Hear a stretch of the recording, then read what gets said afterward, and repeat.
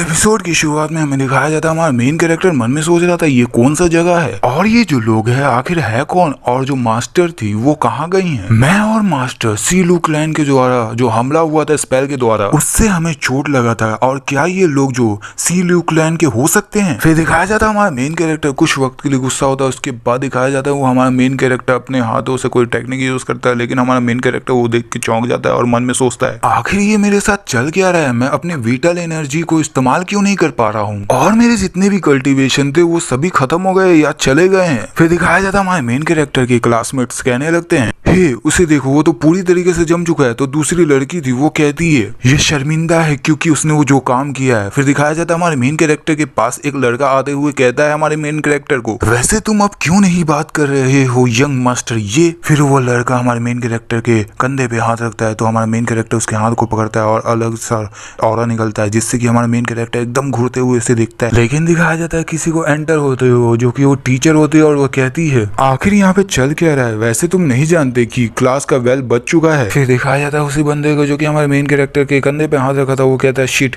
ये बर्फ की तरह ठंडा है, वैसे वो टीचर को ही कह रहा है। तो वो टीचर कहती है तुम लोग वही कर रहे हो जो कि हर बार करते हो। फिर वो हमारा मेन कैरेक्टर को दिखाया जाता है कि मेन कैरेक्टर वहां से जाने लगता है। जो टीचर थी हमारे मेन कैरेक्टर से कहती है हे क्लास शुरू होने वाला है और तुम जा कहाँ रहे हो। और दिखाया जाता है हमारा मेन कैरेक्टर अनदेखा करते हुए चले जाता है और मन में सोच रहा था आखिर ये चल क्या रहा है, ये जगह है कहाँ पर और ये वैसे भी लुओ यू मैनलैंड तो है नहीं, क्या मैं दूसरी दुनिया में रेनकार्नेट हुआ हूँ। और दिखाया जाता है हमारा मेन कैरेक्टर कहीं पे बैठा हुआ था और मन में सोच रहा था वो ट्रांसपोर्टेशन चार्म क्या उसने मुझे यहाँ पे भेजा है। और मैंने कभी ये नहीं सोचा था कि मास्टर शादी करने से मना कर देंगी शी लू क्लैन के मास्टर से और शैन याओ क्लैन को पूरी तरीके से बर्बाद कर दिया जाएगा शादी के मना करने के बाद। और यहाँ तक कि मैं ये भी नहीं जानता कि मास्टर के साथ उसके बाद हुआ क्या है। भूल जाओ, इससे कोई फर्क नहीं पड़ता कि मैं इसके बारे में कितना सोचता हूँ क्योंकि मेरा कल्टीवेशन तो पहले ही जा चुका है, मैं कुछ भी नहीं कर सकता। अगर मैं अभी भी चाहूँ कुछ करना तब भी नहीं कर सकता। और दिखाया जाता है हमारे मेन कैरेक्टर के सामने से दो बंदे जा रहे थे और हमारे मेन कैरेक्टर को देख लेते हैं और उसके बाद वो कहता है पहला वाला बंदा हे ये तो ये मुँह है, क्या ये वो नहीं है, मैंने सुना था इसने कॉन्फेस किया था अपना प्यार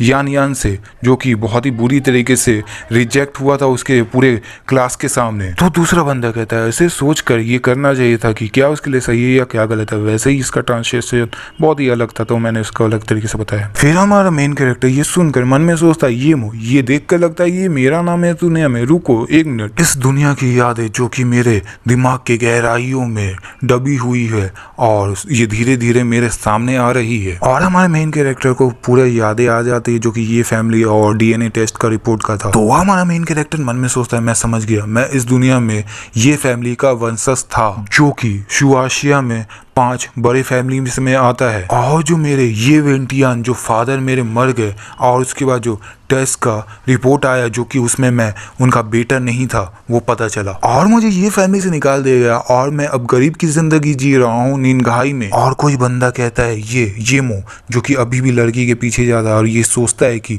ये यंग मास्टर है ये फैमिली का, लेकिन ये कुछ भी नहीं है सिवाय लिम्प डिंक का। वैसे ये बात सुनकर हमारा मेन कैरेक्टर चौंक जाता है और वहाँ पे से वो जो जा रहा था वो बंदा वो कहता है हाँ सही कहा ये तो यूनुच है। तो हमारा मेन कैरेक्टर ये सुनकर चौंक जाता है और मन में सोचता है क्या लिम्प डिंक, क्या सच में इस शरीर लिम्प डिंक है। फिर हमारा मेन कैरेक्टर कहीं पे जाने लगता है, उसके बाद वो वॉशरूम में आ जाता है और वो कहता है लिम्प डिंक ये किस तरह का मजाक है, अगर मैं सच में इस तरह का ऐसा हुआ तो मैं चाहूंगा रेनकार्नेट होने से पहले ही मर जाता। फिर हमारा मेन कैरेक्टर चेक करने लगता है और वो थोड़ा नर्वस भी होता है। फिर तुम देख ही सकते हो कि कितना छोटा है। वैसे हमारा मेन कैरेक्टर कहता है ये सच में कितना छोटा है और पहले वो उदास हो जाता है लेकिन उसको दिमाग में एक आइडिया आता है और वो कहता है वैसे मैं एकदम छोटी तरीके से समझाऊंगा कि ये बहुत ही बड़ा है। तो हमारा मेन कैरेक्टर कहता है नसीब से ये रियल लिम्प डिंक नहीं है, ये सीयूडो लिम्प डिंक है जो कि ये मेडिटेंट्स को ब्लॉक करने की वजह से ये होता है। इसका बहुत सारे केसेस इसने देखे थे अपने दुनिया में और इसका आसान सा इलाज यही है कि मुझे तीसरे लेवल के एनर्जी कल्टीवेशन में जाना होगा जिससे कि ये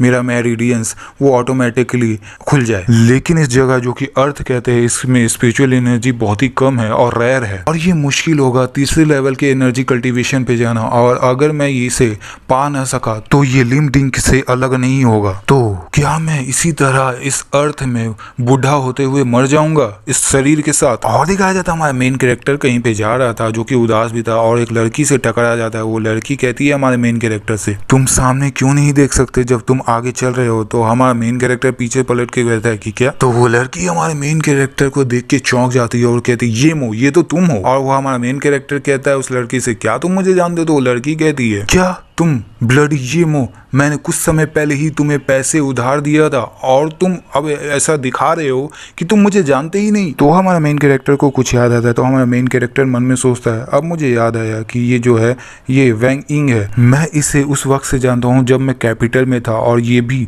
स्टूडेंट है इस स्कूल की। और जब मैं ये सोचता हूँ तो इस दुनिया का जो ये था जो कि ये फैमिली से निकाल दिया गया था, तो सिर्फ वैंग ई थी जो कि ये उसके साथ बहुत ही काइंड थी और ये काफी था उसके लिए। और यहाँ तक कि कुछ समय पहले इसने पैसे भी उधार दिए थे। तो वैंग ई कहती है हमारे मेन कैरेक्टर से, हे देयर, क्या तुम मुझे सुन भी रहे हो, क्या तुम ठीक हो। तो हमारा मेन कैरेक्टर वैंग ई से कहता है, मुझे माफ करना वैंग ई, मुझे पता नहीं था कि ये तुम हो और मैं तुम्हें अभी देखा तो समझा कि तुम हो क्योंकि मेरा दिमाग आज थोड़ा उलझा हुआ है। तो वो वैंग ई कहती है, मैंने सुना था कि तुम्हारे क्लास में क्या हुआ और तुम उन सब पे ध्यान मत देना। वैसे भी वो लड़की तुम्हारे लिए अच्छी नहीं थी, अगर तुम्हारी गर्लफ्रेंड भी बन जाती तो तुम्हें ही मुश्किल का सामना करना पड़ता। तो हमारा मेन कैरेक्टर कहता है, क्या मैं किसी व्यक्ति की तरह दिखता हूँ जो कि मैं किसी कचरे को पसंद करूंगा। और वो मन में भी सोचता है हमारा मेन कैरेक्टर, मेरी आंखों में तो एक ही ब्यूटी है जो कि वो मेरी मास्टर है, जो कि मास्टर कह भी देता है हमारा मेन कैरेक्टर। तो वैंग ई कहती है, क्या तुमने कुछ कहा। उसके बाद दिखाया जाता है हमारा मेन कैरेक्टर वहां से जाने लगता है और वैंग ई से कहता है, नहीं मैंने कुछ भी नहीं कहा, मुझे चीजें कुछ करनी है तो मैं उसके लिए मैं अभी जा रहा हूँ। तो वैंग ई कुछ नहीं कहते, वहां से जाने लगता है हमारा मेन कैरेक्टर। लेकिन हमारा मेन कैरेक्टर जब जाने लगता है तो उसके पेट में गुड़गुड़ का आवाज आने लगता है, जिससे कि वैंग ई को भी वो आवाज आता है तो वो चौंक जाती है। फिर हमारा मेन कैरेक्टर मन में सोचने लगता है, ओ हाँ, जैसा कि मेरा कल्टिवेशन जा चुका है और मैं स्पिरिचुअल एनर्जी को एब्जॉर्ब नहीं कर सकता तो मुझे फूड पे डिपेंड होना होगा जिससे कि मैं जिंदा रह सकूं। फिर हमारा मेन कैरेक्टर पॉकेट में हाथ डाल के चेक करने लगता है और कहता है कि मुझे मिल गया। उसके बाद कुछ पैसे निकलते जो कि वो देखकर उदास हो जाता है हमारा मेन कैरेक्टर। जो वैंग ई थी हमारे मेन कैरेक्टर से कहती है, फिर से तुम्हारे पास कुछ भी पैसे नहीं बचे, सच में तुमसे कुछ भी नहीं हो सकता। उसके बाद दिखाया जाता है सीन शिफ्ट हो जाता है और कोरियन बारबेक्यू शायद वो दिखाया जाता है और वैंग ई कहती है हमारे मेन कैरेक्टर से, ये कोरियन बारबेक्यू है और मैं इसके बात कर रही थी, यहाँ का जो फूड है वो बहुत ही अच्छा है और ये थोड़ी ही देर में तैयार हो जाएगा। तो हमारा मेन कैरेक्टर मन में सोच रहा था, तो अब मुझे दूसरों पर डिपेंड होना होगा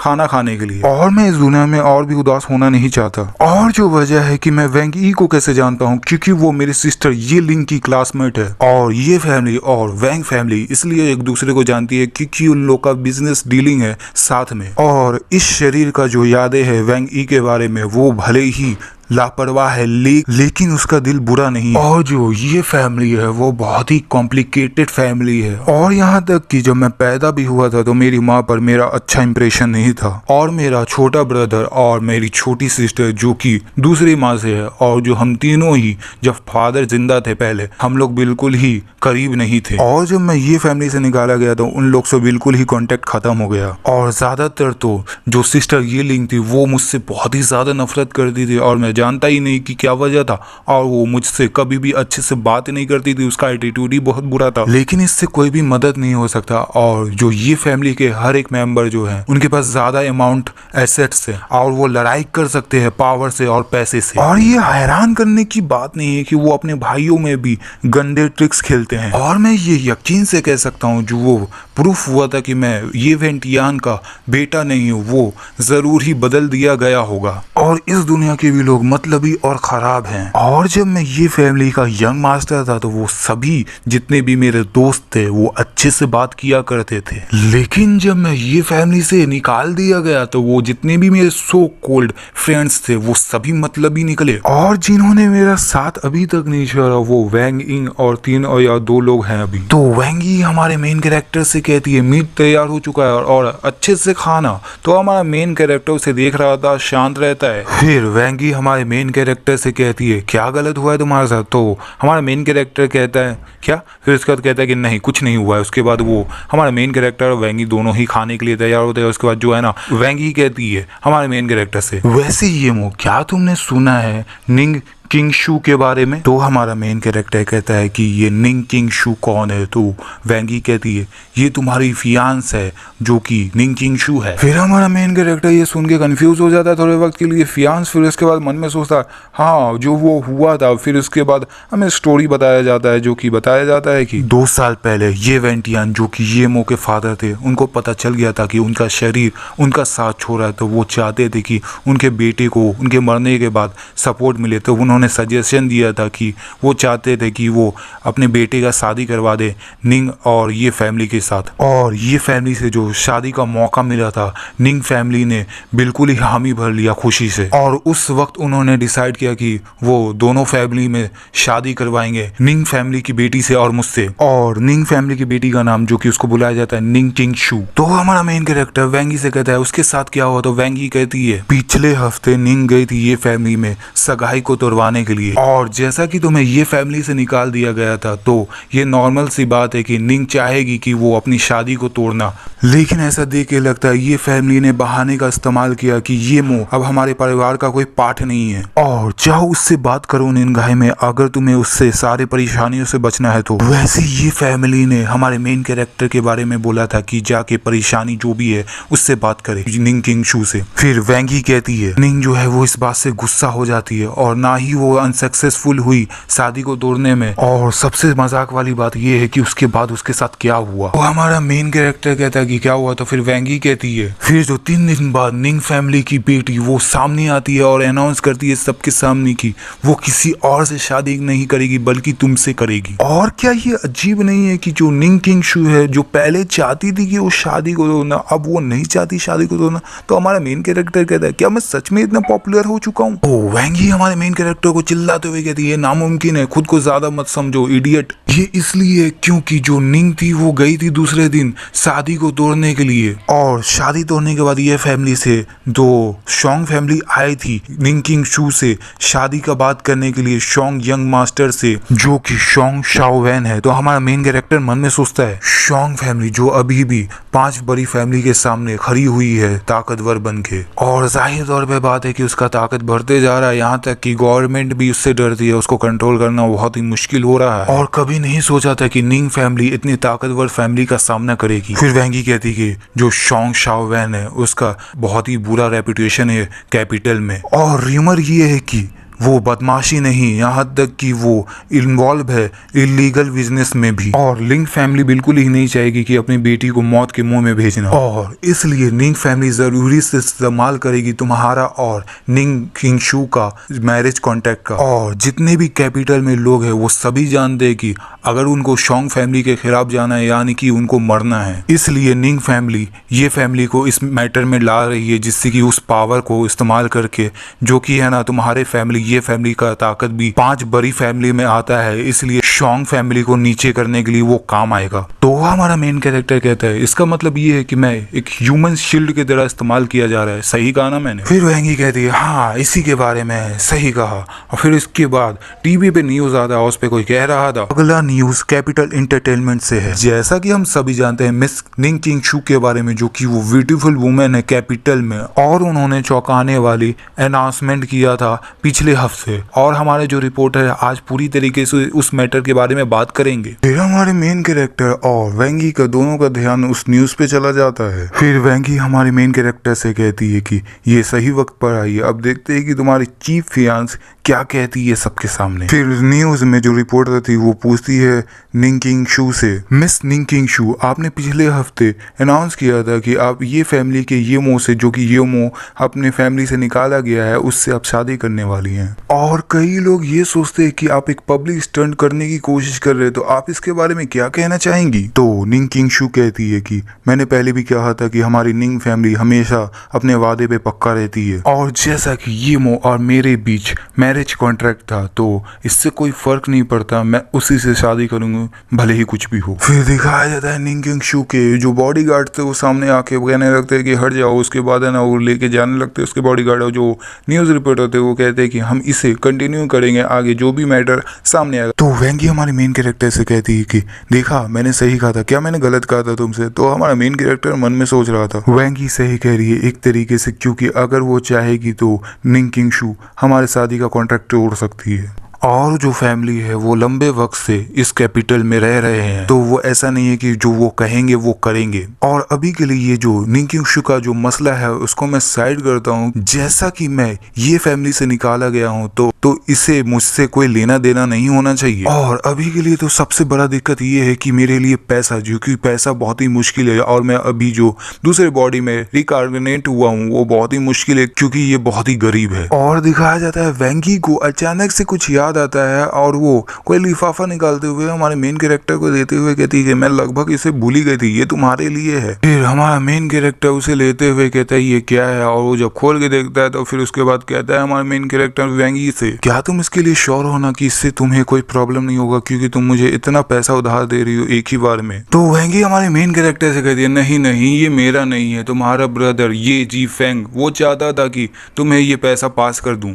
तो हमारा मेन कैरेक्टर मन में सोच रहा था जहाँ तक मुझे याद है ये जी फेंग जो कि बहुत ही अच्छे तरीके से मुझे ट्रीट करता है, और अभी भूल जाता है क्योंकि अभी मुझे पैसे की बहुत ही जरूरत है, और वैसे भी मैं उसे पैसा वापस लौटा दूंगा। फिर दिखाया जाता है वेंगी और हमारा मेन कैरेक्टर वो कोरियन बारबेक्यू से वहां से निकल रहे थे, और फिर जो वेंगी थी हमारे मेन कैरेक्टर से कहती है तो मैं इस तरफ से जा रही हूँ। तो हमारा मेन कैरेक्टर वो कहता है वेंगी से हाँ हम फिर वापस मिलेंगे। तो वेंगी कहती है हमारे मेन कैरेक्टर से ये मैं, तो हमारा मेन कैरेक्टर उस बात से कहता है कि क्या हुआ। तो वेंगी हमारे मेन कैरेक्टर से बहुत पास आ जाती है और कहती है हमारे मेन कैरेक्टर से मुझे महसूस हो रहा है क्योंकि तुम आज कुछ अलग हो। तो हमारा मेन कैरेक्टर वो अपना मुंह घुमा लेता है और वहां से पलट के जाने लगता है। तो वेंगी चौंक जाती है। उसके बाद हमारा मेन कैरेक्टर कहता है मैंने बस डिसाइड किया है आज से कि मैं एक नया जर्नी की शुरू करूंगा, बस इतना ही। और तुम्हारा शुक्रिया कि तुमने आज मुझे खाना खिलाया। तो वेंगी सुन के थोड़ा शर्माने लगती है और कहती है ये कितना अजीब इंसान है। उसके बाद हमारा मेन कैरेक्टर आसमान की तरफ देखते हुए कहता है यहाँ पे स्पिरिचुअल एनर्जी बहुत ही कम है, लेकिन ये पूरी तरीके से खत्म नहीं है, और जैसा कि मुझे अभी पैसा मिल चुका है तो मैं कोशिश करूंगा ब्रेक थ्रू करने का 3rd लेवल के एनर्जी कल्टीवेशन पे,